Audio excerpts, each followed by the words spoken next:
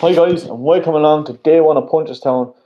Of course, last year we didn't get to have the festival due to COVID. This year it's behind closed doors. Hopefully next year we'll be able to return to the track. We get underway at 3:40 for an 8 race card. There's three grade ones on the card. The feature race is the Champion Chase. It's off at 5:25. But the first race I will take a look at is the first race. It's an ultra competitive handicap hurdle over 2 miles. 25 line up here. There's one here I like at a price. It's 16 to 1 for trainer JP Dempsey, Fighting Fit. In the colours of JP McManus with Simon Torrance on board.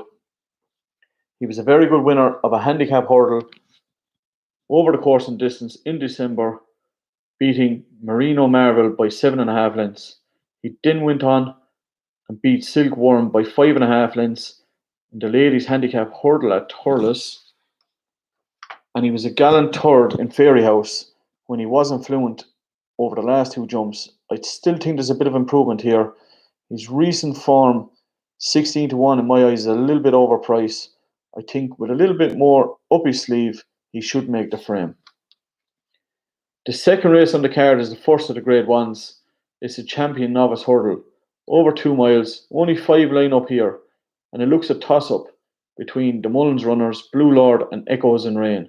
It's interesting that Paul Townend picks Blue Lord on his first ride back from injury. Blue Lord, of course, he was last seen when he was going to be second to appreciate it in the Supreme Novice at Cheltenham, but he fell. His form is very good without winning. He was only beaten 6 lengths by Appreciated in Leopardstown. And prior to that, he finished second to Bob Ollinger, who we also seen win at Cheltenham. He was only beaten 6.5 lengths that day too. With Paul Townend deciding to take the ride on Blue Lord instead of Echoes in Rain, he gets my vote here. The third race on the card is another very competitive handicap, over 2 miles, 25 line up. Two catch my eye here at big prices. Jazz Away for trainer Willie Mullins with Conor McNamara on board. He's taken a valuable £3 off at 10.5, so it's a very nice low weight. She's a sister to the Great Briar Hill. Now, she was a very good winner of a maiden hurdle at Leopardstown before finishing second to Mrs. Milner and was only beaten a half a length by Mrs. Milner at the Galway Festival. Mrs. Milner has gone on, of course, to bolt up at the Cheltenham Festival. The only thing is we haven't seen Jazz Away since July, but with Willie Mullins, does that even matter? Of course, he can turn him out after a year's absence.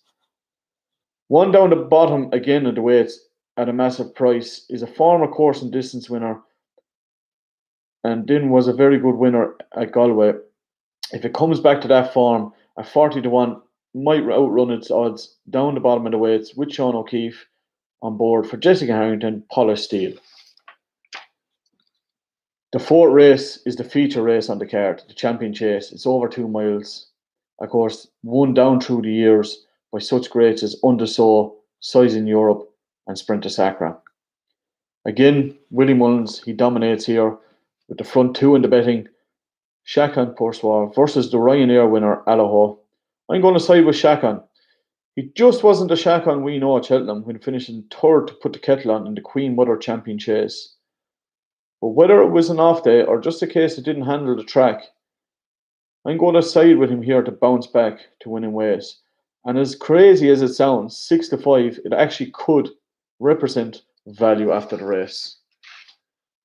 The fifth and final race I will take a look at is the third grade one on the card, the sixth race on the card, the Novice Chase, over 3 miles. 4 runners only line up here, but it could be the race of the day in my eyes. It's Henry the Bombhead versus Willie Mullins, Paul Townend versus Rachel Blackmore, and of course, Monkfish versus NYLN. I'm actually going to side with NYLN. He lost his 11 race unbeaten streak when falling at the fourth in the Marsh Novice Chase at Cheltenham. But the one thing you wouldn't have thought that was going to be the reason for him losing his unbeaten streak was falling. Now, he had just changed stables, of course, but in my eyes, if he can put that run behind him and it doesn't affect him, he bounces back and he's fresh. I think he'll beat Monkfish. Monkfish has been super over fences, 4 from 4, and he did win at Cheltenham, but he didn't impress me in Cheltenham. He did win, but I think Violin could still be something special. Put a line through his fall. Henry de Bromhead, of course, he's a maestro. And at 5 to 4, Violin, he gets my vote here. Those are my selections for day one of the Punchestown Festival. Hopefully, we get some nice winners and we'll see some very good competitive action. And I'll be back for day two's preview. Thanks very much.